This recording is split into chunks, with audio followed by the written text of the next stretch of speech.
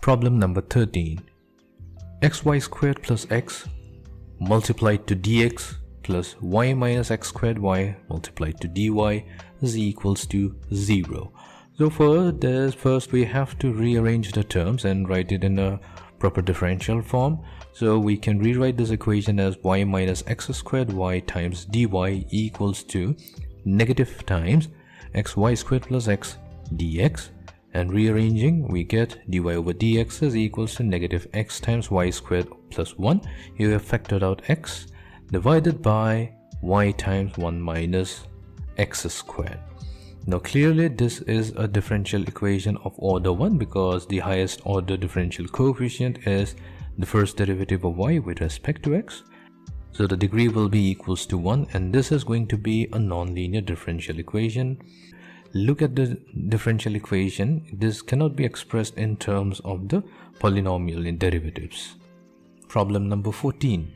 So here we have square root of 1 minus x squared times dx plus under root 1 minus x squared times dy equals to 0.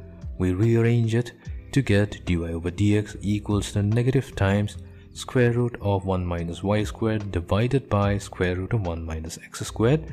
This is a first order differential equation with a degree 1, and it's going to be a nonlinear differential equation. Problem number 15. Second derivative of y with respect to x is equals to first derivative of y with respect to x whole raised to the power of 2/3.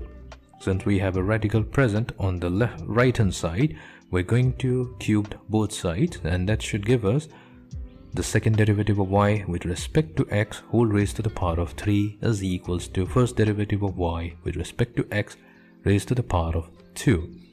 The highest order differential coefficient present here is the second derivative of y with respect to x, so the order is going to be equals to 2, and if we look at the degree, it is going to be equals to 3, and this is going to be a nonlinear differential equation.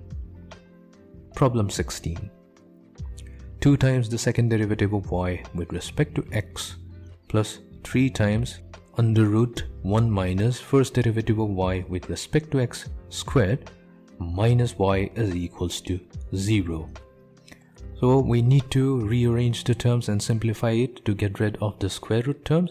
So we have 2 times the second derivative of y with respect to x is equals to negative 3 times square root of 1 minus first derivative of y with respect to x squared minus y. Then we're going to square both sides, and this is going to give us 4 times second derivative of y with respect to x whole squared equals to 9 times 1 minus first derivative of y with respect to x squared minus y.